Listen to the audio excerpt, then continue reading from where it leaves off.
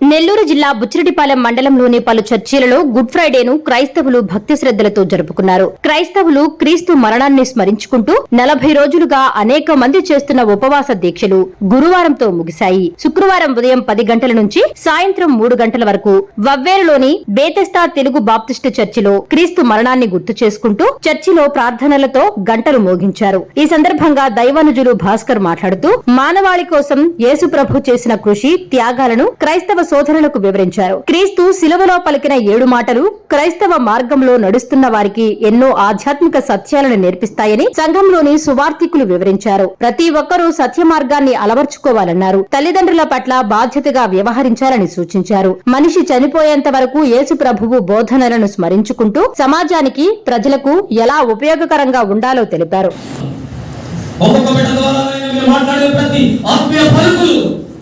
మా హృదయాలలో గుంసబడి ఎమరి మార్గమందు నా ప్రభువా వారి నిర్మల హృదయాల ప్రభువా నీ విడవ ద్వారా పలికిన ప్రతి మాటతో మా హృదయాలు తెరవబడి ఇంకా ఏదైనా సరిస్తున్నామో ఇప్పుడు మాటలు తొలగించుకొని విడిచిపెట్టుకుని ప్రభువా